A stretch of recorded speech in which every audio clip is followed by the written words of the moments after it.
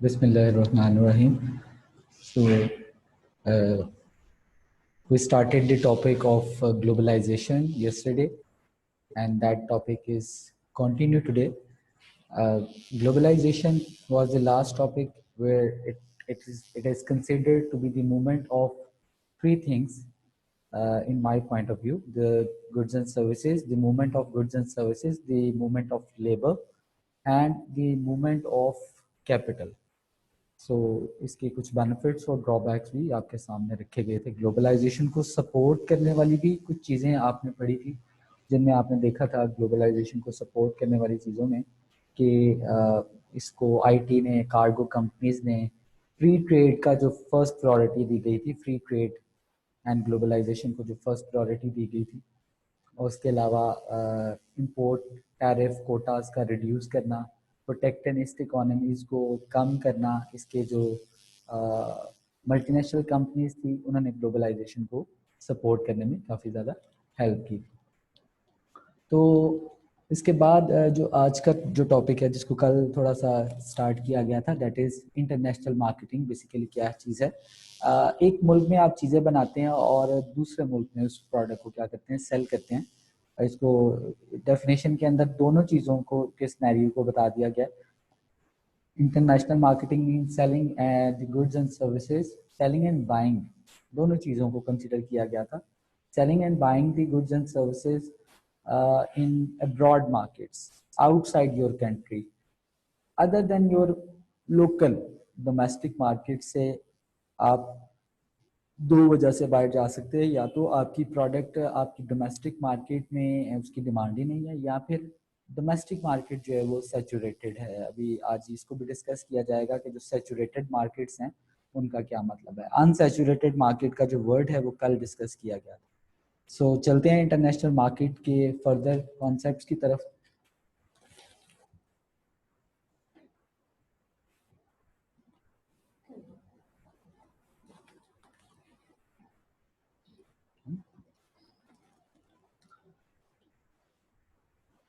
सबसे पहले तो थोड़ी सी डिटेल बताई गई है कि इंटरनेशनल मार्केटिंग या इंटरनेशनल मार्केट आज के ज़माने में रिस्की नहीं है।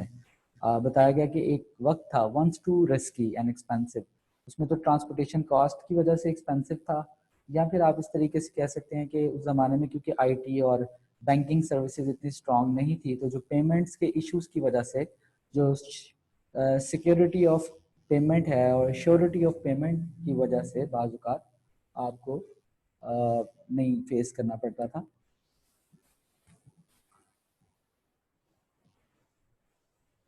तो इस वजह से, लेकिन आज के ज़माने में क्योंकि लेटर ऑफ क्रेडिट है, जैसे एलसी है, एडवांस पेमेंट्स हैं, आईटी सपोर्ट्स हैं, वीडियो कॉन्फ्रेंसिंग है, इन चीज़ों ने इस पेमेंट के रिस्क को, गवर्नमेंट सपोर्ट है, चैम्बर की सपोर्ट है आपके पास, ट्रेड एंड इंडस्ट्री की सपोर्ट है आपके पास, तो जो पेमेंट के लॉस का जो है डाउट वो कम हो गया। इसकी वजह से आज के ज़माने में अगर ये पॉइंट पढ़ा जाए तो इसको लेस रिस्की और लेस एक्सपेंसिव जो है वो कहा जा सकता है। Growing too large for their national market used to commit this form of marketing with the help of improved communication. किस वजह से इम्प्रूव हुई? आईटी सर्विसेज की वजह से। ट्रांसपोर्टेशन लिंक किस वजह से इम्प्रूव हुए? कार्गो सर्विसेज की वजह से। फ्रीयर इंटरनेशनल ट्रेड किस वजह से इम्प्रूव हुई? Because of the relationship between different countries. Profitability expansion, their sales in overseas markets. सबसे पहले ये रीजंस बताई गई हैं चार आपके सिलेबस में कि why the business decided to sell into international market. कल मैंने आपको ये सजेस्ट किया था कि जो नॉर्मल बिहेवियर है वो यही है कि पहले आप लोकल सेल करें, आप अपनी कंट्री में सक्सेसफुल हों, और उसके बाद ये डिसाइड किया जाता है कि अब इस कंट्री से इंटरनेशनल मार्केट में स्टेप फॉरवर्ड करना है या नहीं करना। तो अगर आप स्टेप फॉरवर्ड करते हैं तो उसकी रीज़न बताई गई है why the businesses are decided taking the decisions to expand into more than one country other than your country, other than the domestic market। तो उसकी कुछ रीजंस बताई गई हैं कि जब आप एक कंट्री में सक्सेसफुल हैं देन आप ये प्लान करते हैं कि आप उस कंट्री से बाहर जाएं और एक्सपेंशन की तरफ निकलें। सो सबसे पहली जो है, ऑब्वियसली आप एक कंट्री, आपकी जो प्रॉफिटेबिलिटी है वो एक कंट्री पे बेस कर रही है, तो अब आप ये प्लान करते हैं कि आप एक से ज़्यादा कंट्रीज में जाएं और अपनी प्रॉफिटेबिलिटी को क्या करें, इंक्रीज करें। एक से दो में जाएंगे तो दो कंट्री से आपकी प्रॉफिटेबिलिटी आएगी, तीन में जाएंगे, चार में जाएंगे, तो जितनी ज़्यादा एक्सपेंशन होगी प्रॉफिटेबिलिटी ग्रोथ आपको मिलेगी। ये इसकी एग्जांपल आप इस तरीके से लें कि जैसे KFC टाइप के या पिज़्ज़ा हट टाइप के जो मल्टीनेशनल बिजनेसेस हैं, उनकी जो प्रॉफिटेबिलिटी होती है वो एक इकोनॉमी पे डिपेंड नहीं करती बल्कि बहुत सारी इकोनॉमीज पे डिपेंड करती है। और इसका एक और बेनिफिट भी है कि अगर एक इकोनॉमी में उनका डिक्लाइन आ जाता है, पाकिस्तान में एक बैंक था कुछ अर्सा पहले जिसका नाम था RBS, royal bank of Scotland. उसने विड्रॉ किया और चला गया और अपने सारा सेटअप मेजान बैंक को सेल आउट कर गया, लेकिन कुछ इश्यूज की वजह से वो यहाँ से विड्रॉ कर गया, लेकिन उनको फर्क नहीं पड़ेगा क्योंकि उनकी जो प्रॉफिटेबिलिटी है वो डिफरेंट इकोनॉमीज पे बेस करती है। तो इस वजह से अगर वो किसी इकोनॉमी से विड्रॉ भी करवा लेते हैं, जबकि अगर आप एक ही मार्केट को कवर अप किए बैठे हैं और वो मार्केट डिक्लाइन में चली गई है तो बिजनेस जो है वो क्लैश भी कर सकता है। अभी रिसेंटली एक एग्जांपल आपके सामने रखी है क्योंकि कोविड ने एक जो ब्रांड्स हैं, जो क्लोथिंग ब्रांड्स हैं, उनको बड़ा अफेक्ट किया है। तो वो तकरीबन क्योंकि वो पूरी दुनिया में एक डिजास्टर था, तो जो क्लोथिंग ब्रांड है उन्होंने पूरी दुनिया की इकोनॉमी से सफ़र किया। और ये सुनने में आया कि कोई अपनी 100 आउटलेट्स को बंद करके बैठा है, कोई 400 को, कोई 300 को, इस तरीके से। तो लेकिन वो एक नेचुरल डिजास्टर आया और एक ऐसा अनप्रिडिक्टेबल सेल्स का फॉल आया जिसको प्रिडिक्ट नहीं किया जा सकता था। किसी ने भी प्रिडिक्ट नहीं था किया कि इतना शदीद जो है वो इसका अफेक्ट होगा और बहुत सारे बिजनेसेस को अपनी लॉसेस का सामना और सर्वाइवल में अच्छे खासे प्रॉफिटेबल बिजनेस सर्वाइवल में चले गए। दूसरा स्प्रेडिंग रिस्क, ये मैं पहले ही आपको बता चुका हूँ, मींस आपकी जो प्रॉफिटेबिलिटी है that should be less dependent on a single economy. अगर आप डोमेस्टिक में बैठे हैं, डोमेस्टिक आपकी प्रोडक्ट को लेना छोड़ देते हैं तो आप तो जो है वो कोलैप्स कर जाएंगे। तो ये है कि अगर आप इंटरनेशनल मार्केट में जाएं और अगर आपकी एक इकोनॉमी से कोई प्रॉब्लम है, इकोनॉमिक प्रॉब्लम है, तो आप वहाँ से विड्रॉ करें और किसी दूसरे मुल्क में जाएं या वहाँ से विड्रॉ कर लें। अगर आपकी मल्टीपल है तो आपका रिस्क स्प्रेड है, एक इकोनॉमी से बंद होने पे आपको शायद इतना लॉस बियर ना करना पड़े। लीगल कॉन्स्ट्रेंट के बारे में भी मैं आपको थोड़ा सा गाइड कर देता हूँ। लीगल कॉन्स्ट्रेंट्स इन होम कंट्री या फिर इंटरनेशनल मार्केट की किसी कंट्री में लीगल कॉन्स्ट्रेंट, कोई ऐसी प्रोडक्ट आप बनाते हैं जो लॉ वहाँ पे परमिट नहीं करता टू सेल, तो इस तरीके से फिर आप उस इकोनॉमी को छोड़ते हैं। या अगर आपकी लोकल इकोनॉमी वो बोलती है तो आप वो प्रोडक्ट बनाते तो हैं लेकिन सेल नहीं कर पाते। इकोनॉमी आपको बनाने से नहीं रोकती, सेल करने से रोकती है कि यार ये प्रोडक्ट जो हैं वो मार्केट के टेस्ट या रिलीजियस या कल्चरल वैल्यूज के अगेंस्ट हैं, तो आप इनको बना लें और इनको सेल आउट कर सकते हैं, लेकिन इनको लोकल सेल आउट ना करें। तो लीगल कॉन्स्ट्रेंट्स भी जो हैं वो आपके सामने आपको फेस करना पड़ सकता है। ये 2 पॉइंट से प्रॉफिटेबिलिटी का और स्प्रेडिंग रिस्क का, और फिर आ जाते हैं मार्केट सैचुरेशन की तरफ। सैचुरेटेड होम मार्केट्स, थोड़ा सा मैंने इसका पहले भी आपको एक आइडिया दिया था। सैचुरेटेड मार्केट, या कल एक स्टूडेंट ने पूछा था क्वेश्चन आंसर सेशन में कि अनसैचुरेटेड मार्केट्स क्या हैं, तो दोबारा से मैं बताता हूँ अनसैचुरेटेड को भी और सैचुरेशन को भी। सैचुरेटेड अनसैचुरेटेड मार्केट्स वो हैं जो अभी डिस्कवर नहीं हुई, and you have an opportunity to discover these markets, और आपके पास रूम है कि आप उनको ढूंढें और वो ढूंढें कि वो कौन सी ऐसी प्रोडक्ट है जो उस मार्केट में नहीं है, तो आप उनको सेल करें। सैचुरेटेड मार्केट मतलब ये है कि वो मार्केट जो है एक प्रोडक्ट को यूज कर करके सैचुरेट हो चुकी हैं और अब उनके पास उस इकोनॉमी में एक पर्टिकुलर प्रोडक्ट के सेल होने का जो अपॉर्चुनिटी है वो बिल्कुल डिक्लाइन में चले गई। सैचुरेट, जैसे आप एक मॉडल लॉन्च करते हैं और वो कंज्यूमर यूज करता है, वो मॉडल सैचुरेशन या प्रोडक्ट लाइफ साइकिल की सैचुरेशन मैच्योरिटी स्टेज पे बैठा है, लोग उससे बोर हो चुके हैं, तो अब आपके पास ये अपॉर्चुनिटी है कि आप उसको एक मार्केट से विड्रॉ कर लें और किसी दूसरी मार्केट में लॉन्च कर दें। और वो दूसरी मार्केट कौन सी होगी, जैसे कि कल के टॉपिक में अनसैचुरेटेड कोई मार्केट ढूंढें और सैचुरेटेड को छोड़े और दूसरी में चले जाए। One country has not enough demand and when the product या market stops growing, stops selling and competition would be high, so it is better to move to other countries। ये आपके पास एक अपॉर्चुनिटी है कि आप किसी दूसरी कंट्री में मूव करें, उन कंट्रीज में जहाँ पे आपके पास अपॉर्चुनिटी है सेल्स रेवेन्यू की, उन कंट्रीज में जहां आपके पास अपॉर्चुनिटी है, कंपटीशन कम है, उन कंपनीज में कंट्रीज में जहाँ पे आपके पास देखते हैं कि वहाँ इकोनॉमिक फैक्टर, इनकम और जो एक्सपेंडिचर्स हैं, उस कंट्री की जो ग्रॉस डोमेस्टिक प्रोडक्ट है, उसकी जो ग्रोथ है, उसकी जो स्टेबिलिटी है, फाइनेंशियल स्टेबिलिटी, उन कंट्रीज में जाएं और वहाँ पे आपके लिए एक रूम है। इसमें ये पॉइंट भी डिस्कस किया जा सकता है कि अगर आप एक प्रोडक्ट बनाते हैं और कोई ऐसी मार्केट आपको नजर आई है जहाँ पे वो प्रोडक्ट सेल आउट नहीं हो रही, तो भी ये ज़रूरी नहीं है कि वो मार्केट आपके लिए क्या है, वो मार्केट आपके लिए रूम है। जब मार्केट में आपको रूम बताया जाता है, तो उसमें आपने ये भी कैलकुलेट करना होता है कि उसकी फाइनेंशियल फिजिबिलिटी, यानी वहाँ पे इनकम के पॉइंट ऑफ व्यू से भी जो लोग हैं वो एग्जिस्ट करते हैं। तो ये दो चीज़ों को आपने याद रखना है, मार्केट में सेलिंग का रूम और उसके बाद उसकी जो फाइनेंशियल फिजिबिलिटी है उसको कैलकुलेट करना आपके लिए ज़रूरी हो जाता है। तो इस तरीके से आप किसी दूसरी मार्केट की इकोनॉमी में सरवाइव कर सकते हैं। So if we talk about the legal differences, अगर लीगल डिफरेंसेस की बात की जाए, then I only discuss some of the demerit goods. शायद ऐसा ना हो कि मैं किसी मैरिड प्रोडक्ट को लीगली चैलेंज करूं इस पॉइंट में। नॉर्मली लीगल गुड्स को, डीमैरिड गुड्स को मैं यहाँ पे डिस्कस करूंगा when we talk about the legal differences. जैसे कि कुछ इकोनॉमीज में अगर आप सिगरेट्स बनाते हैं लेकिन सेल आउट नहीं कर सकते, वेपन्स या गन्स बनाते हैं उनको सेल आउट नहीं कर सकते, कुछ इकोनॉमीज में आप जंक फूड को सेल आउट नहीं कर सकते। तो ये कुछ ऐसा हो सकता है कि कुछ लीगल डिफरेंसेस का आपको सामना करना पड़े। अच्छा, ये बात भी याद रखें कि आपने एएस में प्रोडक्ट, प्राइस, प्रमोशन और प्लेस, ये 4 पीस आपने स्टडी किए थे। याद रखें कि सिर्फ प्रोडक्ट का ही लीगल डिफरेंस नहीं होता बल्कि प्रमोशन का भी होता है। इस लिहाज से प्रमोशन का होता है कि आप देखते हैं कि बाज़ औक़ात आप प्रोडक्ट तो सेल कर सकते हैं लेकिन उसकी आप मार्केटिंग नहीं कर सकते। जैसे कि आपके सामने एक एग्जांपल है, कुछ ऐसी आइटम्स होती हैं जिनको आप एडवर्टाइज नहीं कर सकते कुछ रीजंस की वजह से। तो ये लीगल डिफरेंसेस ना सिर्फ आपको प्रोडक्ट की फॉर्म में या प्राइसिंग की फॉर्म में या फिर प्रमोशन या प्लेस की फॉर्म में आपको लीगल डिफरेंसेस का सामना करना पड़ता है। ऐसा भी हो सकता है कि एक मल्टीनेशनल किसी कंट्री में बैठी सक्सेसफुल हो और वहां पे कोई ऐसा लॉ पास हो जाए कि उसको एग्जिट लेना पड़े। तो ये इंटरनेशनल मार्केट की आप देखें कि इसमें हमने मेन हेडिंग आज क्या पढ़ी है।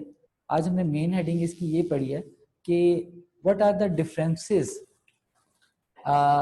जब आप प्रोडक्ट सेल करते हैं, क्यों सेल करते हैं, तो उसमें आपने ये देखा कि लीगल डिफरेंसेस भी बेसिकली आपने स्टडी किए हैं कि कोई मार्केट सैचुरेटेड है, कोई मार्केट सैचुरेटेड नहीं है, कोई प्रॉफिटेबल है, कोई प्रॉफिटेबल नहीं है, कोई फाइनेंशियल फिजिबिलिटी होल्ड करती है, कोई नहीं होल्ड करती,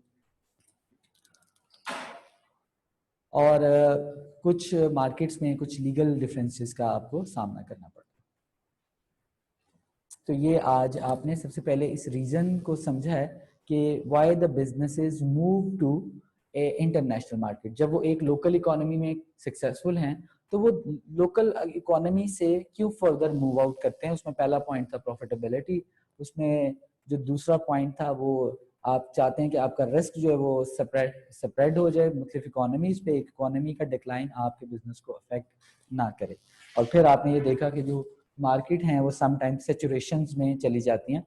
आपकी अपनी मार्केट, इसने क्योंकि वर्ड यूज किया पर्टिकुलरली तो मुझे भी यूज करना पड़ रहा है, अदरवाइज ऐसी बात नहीं है। मैं इसके पॉइंट को बताता हूँ फिर मैं अपने पॉइंट को बताता हूँ। सैचुरेटेड होम मार्केट्स मतलब ये है कि आपकी अपनी मार्केट, लेकिन जरूरी नहीं है।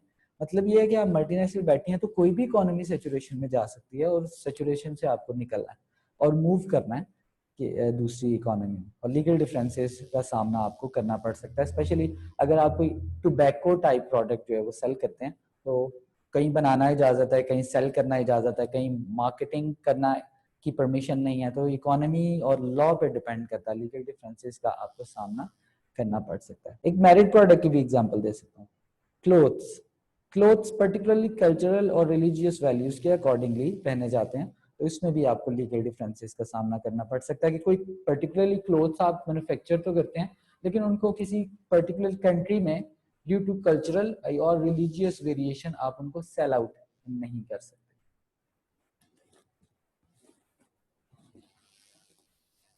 So the next heading is related to the differentiations in local market and international market.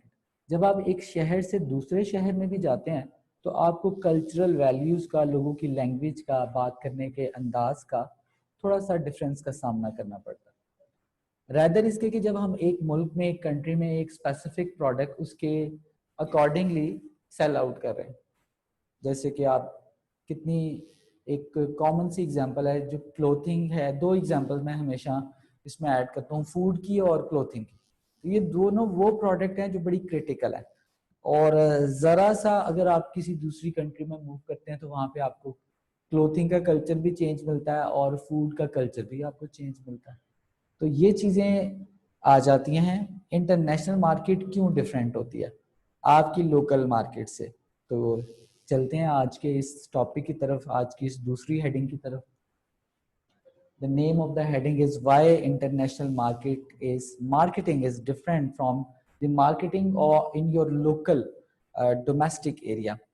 आप लोकल डिफरेंट तरीके से उसको मार्केट करते हैं। मार्केटिंग का पहले मैं मतलब बताता हूँ। यहाँ पे मार्केटिंग का मतलब क्या है, Y international marketing is different. अगर हम इस हेडिंग को थोड़ा सा एक्सपैंड करें तो इसको इस तरीके से पढ़िएगा, Y international marketing mix is different. तो अब आपको ये कितना क्लियर हो गया है कि एक्चुअली हम किसकी बात कर रहे हैं। हम बात कर रहे हैं मार्केटिंग मिक्स की। इसका मतलब ये है कि जब हम इंटरनेशनल मार्केट में जाते हैं तो क्या चारों चीजें एज इट इज वहां पे लॉन्च की जाएंगी, यानी आप कह सकते हैं कि प्रोडक्ट भी सेम होगी, प्राइस भी सेम होगी, प्रमोशन भी सेम होगी और प्लेस भी सेम होगी। तो इसकी एग्जांपल जैसे आप कैम्ब्रिज का सिलेबस पढ़ रहे हैं तो ये सेम सिलेबस है, इसकी प्राइसिंग, इसकी प्रोडक्ट। ऑल्दो कि ये एग्जांपल जो है ये अगले आने वाले लेक्चर में इसका ज़रा ज़्यादा स्कोप है, अभी सिर्फ इसको एक हल्का सा मैंने अटैच किया इस टॉपिक के साथ। तो देखते हैं कि वो कौन सी चीज़ें हैं, वो कौन से डिफरेंस हैं जिनका हमें सामना करना पड़ता है। ठीक है,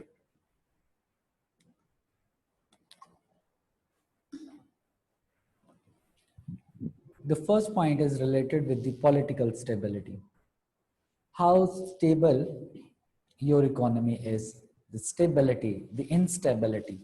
The stability would be depend on economic and political circumstances. आपकी politician, आपकी political environment कितनी stable है। गवर्नमेंट जल्दी चेंज तो नहीं हो जाती, आपके मुल्क में टेररिज्म तो नहीं है, वॉर तो नहीं है, कोई ऐसा तो नहीं है कि आपकी कंट्री का किसी दूसरी कंट्री के साथ पॉलिटिकल रिलेशनशिप खराब हुए हों। आप जिस एरिया में रह रहे हो उस एरिया के इर्द गिर्द की जो पॉलिटिकल सिचुएशन है, आप एशिया में रह रहे हैं या आप यूरोप में हैं या आप उस कंट्री में, तो पॉलिटिकल डिफरेंसेस जो हैं वो मैटर करते हैं। तो आप ये देखते हैं, इसको इस तरीके से समझें कि जब आप इंटरनेशनल मार्केट में स्टेप फॉरवर्ड करते हैं तो आप उस कंट्री के पॉलिटिकल कंडीशंस को भी देखते हैं। अगर पॉलिटिकली वो इनस्टेबल है तो आप अपनी प्रोडक्ट को या वहाँ आप अपना सेटअप, प्रोडक्शन प्लांट लगाने में थोड़ा सा रिस्क फील करते हैं। तो ये इसलिए आज हम पढ़ रहे हैं कि पॉलिटिकल डिफरेंसेस जो हैं वो गवर्नमेंट की स्टेबिलिटी पे बेस करते हैं। और अगर आपने किसी इनस्टेबल इकोनॉमी में लॉन्च किया अपने आप को तो रिस्क आपका इंक्रीज करेगा। इसी तरह अगर आप देखते हैं कि अगर आप स्टेबल इकोनॉमी में लॉन्च करते हैं तो आपका रिस्क ऑफ फेलियर कम हो जाता है। तो जो फर्स्ट पॉइंट आज आपने सीखा है इंटरनेशनल, जो फर्स्ट डिफरेंस आपने सीखा है वो है पॉलिटिकल डिफरेंस। अगले पॉइंट में दो अलग अलग डिफरेंस हैं, सोशियोलॉजी, सोशल और इकोनॉमिक। इकोनॉमिक एक अलग चीज है और सोशल डिफरेंस एक अलग चीज है। Economic difference is related with the income, expenditure, family size. Economic is related to the disposable income, GDP, gross domestic product, balance of payment, exchange rate. ये सारी चीजें उस इकोनॉमी में स्टेबल है, इफेक्टिव है। अगर आप एक लग्जरी प्रोडक्ट बेच रहे हैं तो क्या वो लग्जरी प्रोडक्ट की वहां पे डिमांड होगी या नहीं होगी। Local decisions about firm marketing activities will need to take both of the points very carefully. Tax rates economic point है, interest rates जो है, income जो है, वो GDP जो है, gross balance of payment, exchange rate, distribution of wealth, ये economic factor, इनको देखा जाता है। ये different हो सकते हैं। सोशियोलॉजी डिफरेंस यानी सोशल डिफरेंस में आ सकता है। ये प्रोडक्ट्स या मेल के लिए तो इसमें आपको सोशियोलॉजी में आपको ये एक आइडिया सा जनरेट करना पड़ता है कि वो उसमें पर्टिकुलरली क्या जो है वो सोशियोलॉजी जो है वो डिफरेंसेस आ सकते हैं।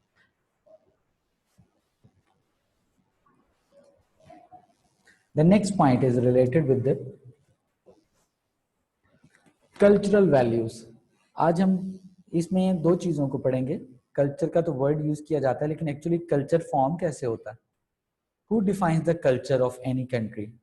ये क्वेश्चन तो बिल्कुल, you want to know the culture of, if you want to get the culture of any economy, तो जैसे कि कुछ लोग हैं किसी दूसरे कल्चर में जाके मूव करते हैं, किसी दूसरे कल्चर में मूव करते हैं, तो उस कल्चर में मूव करने के बाद, उस कल्चर में मूव करने के बाद वहाँ पे जाके उनको उसकी इकोनॉमिक और रिलीजियस फैक्टर्स का इजीली आइडिया हो जाता है। तो अगर आप कल्चरल वैल्यूज को जानना चाहते हैं तो किसी भी इकोनॉमी में आपको जाना पड़ेगा। और ये एक ऐसा पॉइंट पढ़ाया जा रहा है जो कि लाजमी डिफ्रेंशिएशन में आ जाता है। Cultural differences are not written down as law, जैसे कि लॉ आपकी पर्टिकुलरली लिखा होता है, लेकिन कल्चरल वैल्यूज जो है वो लिखी हुई शायद ना हो कहीं पे, yet they can exercise।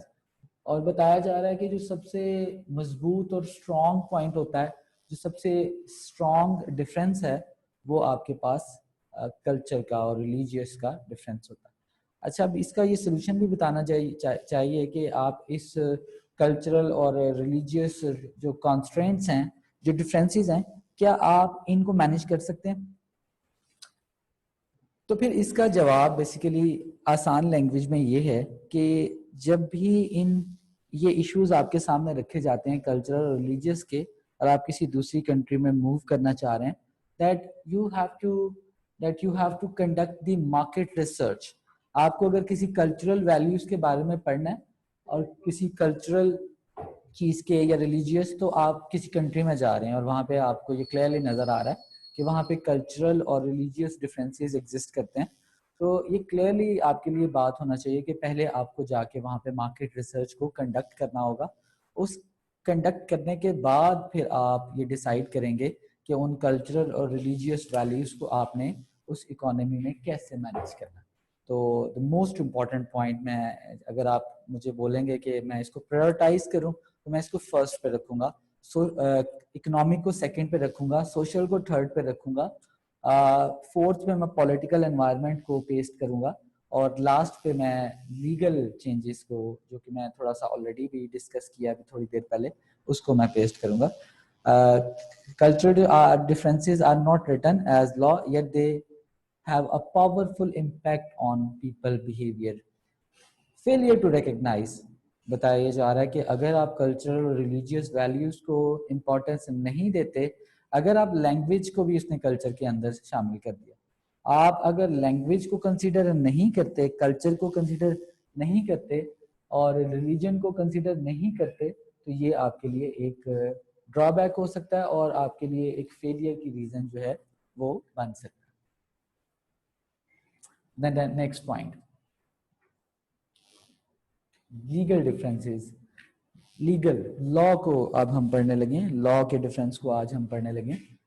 Impact on international market, सम, जैसे कि इसमें भी एग्जांपल्स को वही ऐड किया गया कि यार एग्जांपल्स इसमें क्या दी जा सकती हैं, तो इसमें एग्जांपल्स भी वही जो है सिमिलर, जैसे कि मैंने पहले थोड़ा सा आइडिया दिया था आपको कि कुछ ऐसी चीजें हैं जिनको लीगली चैलेंज करना किया जा सकता है। मैरिट की एग्जांपल्स कम ऐड होंगी और डीमेरिट्स की, जैसे सबसे पहली एग्जांपल गन्स की। इंटरनेशनल मार्केट में बहुत सारी लीगल चेंजेस और लीगल डिफरेंसेस का आपको सामना करना पड़ता है। It is illegal to advertise, why that children toys, children products are not allowed to advertise. बड़ा कॉमन सा क्वेश्चन, ज्यादातर क्लासेस में बच्चे ये क्वेश्चन जो है वो रेज करते हैं कि सर चिल्ड्रन की जो प्रोडक्ट है वो तो एक मैरिड प्रोडक्ट है, उसको एडवर्टाइज क्यों नहीं किया जाता? या कुछ कंट्रीज में ये एथिकली अलाउ नहीं है, कुछ कंट्रीज में ये लीगली अलाउ नहीं है, ये तो एक बिल्कुल एक मैरिड प्रोडक्ट है। तो बेसिकली ये पेरेंट्स की अफोर्डेबिलिटी से रिलेटेड एक लॉ है कि एक बच्चा अगर एक टॉय की एडवर्टाइज को देखेगा और अगर उसके पेरेंट्स अफोर्ड ना कर सके उसको, तो वो उनके लिए ये जो एक प्रॉब्लमेटिक सिचुएशन जो है वो क्रिएट हो जाएगी, क्योंकि बच्चा जो है वो समझदार नहीं है और उसने उस प्रोडक्ट को लाजमी बाय करना है। तो इसलिए कहा जाता है कि ज़रूर आप टॉयज़ बनाएं और उनको सेल करें, लेकिन उनको एडवर्टाइज ना करें एथिकली या लीगली। एथिकली है तो आपकी मर्जी, आप उसको माने या ना माने, और अगर लीगल है जैसे कि हेडिंग है तो फिर that you have to observe that law. उसके बाद आज का लास्ट टॉपिक है प्रोडक्ट सेफ्टी, प्रोडक्ट लेबलिंग या product safety. Product safety example से आपको समझ आएगा। जैसे कॉमन सी एक एग्जांपल पाकिस्तान में भी यूज़ की जाती है, दूसरे कंट्रीज़ में भी। पाकिस्तान में जो कार्स बनाने वाली कंपनीज हैं उनके सेफ्टी स्टैंडर्ड्स थोड़े से लो हैं। एक सेफ्टी स्टैंडर्ड्स ये है कि जो ABS ब्रेकिंग सिस्टम्स हैं उनको लॉन्च किया जाए और एयर बैग्स को कार्स में, ताकि अगर कार एक्सीडेंट्स के केस में जो लाइफ प्रोटेक्शन है, लाइफ सेविंग है, इसको बढ़ाया जाए। प्रोडक्ट सेफ्टी एक लॉ है, कंज्यूमर प्रोटेक्शन लॉ के अंदर आता है। अब ये डिपेंड करता है आपकी उस इकोनॉमी में जिस पे आप जा रहे हैं कि उधर प्रोडक्ट सेफ्टी का लॉ कैसा है, वो डिफरेंसेस का सामना करना पड़ता है। इसीलिए आप देखें, क्योंकि पाकिस्तान में ये लॉ वीक है, तो आप देखते हैं कि जो कार मैन्युफैक्चरिंग कंपनीज हैं वो प्रोडक्ट सेफ्टी के लॉ पे इतना ज़्यादा काम वर्कआउट नहीं करती, क्योंकि उन्हें पता है कि यहाँ का लीगल डिफरेंस इतना ज़्यादा नहीं है। यही कार कंपनीज जब किसी दूसरे डेवलप्ड इकोनॉमी में जाती हैं, डेवलप इकोनॉमी में जाके इनको काम करना पड़ता है जहाँ पे प्रोडक्ट सेफ्टी का लॉ जो है वो बड़ा स्ट्रिक्ट होगा, वहाँ पे इनका बिहेवियर टोटली एंटायरली जो है वो चेंज हो जाता है। वहाँ पे ये product safety, product labelling controls को बहुत ज़्यादा एक्सरसाइज करते हैं। प्रोडक्ट लेबलिंग कंट्रोल्स भी मैं आपको बता देता हूँ। सेफ्टी तो मैंने बता दिया कि फूड आपका सेफ होना चाहिए, कार आपकी सेफ होनी चाहिए, मोबाइल की जो बैटरी है वो आपकी सेफ होनी चाहिए, कंप्यूटर सिस्टम्स जो हैं वो आपके सेफ होने चाहिए, जो कि किसी भी तरह से कोई कंज्यूमर के लिए कोई नुकसान का बायस ना बने। प्रोडक्ट लेबलिंग भी मैं बता देता हूँ। प्रोडक्ट लेबलिंग क्या चीज़ है? You should provide an accurate information over the product. Consumer के लिए जो प्रोडक्ट की डिटेल है उसमें मैं कुछ चीज़ें आपको गाइड करता हूँ, जैसे इंग्रेडिएंट्स हैं, जैसे उसकी स्पेसिफिकेशंस हैं, कंप्यूटर्स की स्पेसिफिकेशंस हैं, इसके अंदर कितनी हार्ड डिस्क है, मोबाइल की स्पेसिफिकेशंस हैं, फूड के इंग्रेडिएंट्स हैं, कार्स के फीचर्स हैं। ये सारी चीज़ें प्रोडक्ट लेबलिंग, यानी जो प्रोडक्ट के अंदर है उसको आपने उसके पैक पे लेबल करना है, और ये लॉ है that you should provide the accurate information. और उसमें अगर झूठ नहीं है, यहाँ तक भी कहा जाता है कि उसमें आप लिखें कि उस प्रोडक्ट को खाने से कितने आपके फैट्स जो हैं वो इंक्रीज हो जाएंगे, कितनी कैलोरीज जो हैं वो आपकी जो है वो बढ़ जाएंगी। तो ये चीज़ें जो है वो बड़ी कॉमनली डिस्कस की जाती हैं, प्रोडक्ट सेफ्टी और प्रोडक्ट लेबल। तो जो 4 डिफरेंसेस आज हमने पढ़े हैं, उसमें पहला डिफरेंस जो है वो हमारे पास पॉलिटिकल डिफरेंस आपने देखा, जो कि आपकी इकोनॉमी जो है वो पॉलिटिकली स्टेबलाइज्ड होनी चाहिए। उसके बाद इकोनॉमिक और सोशल डिफरेंसेस हमने देखे।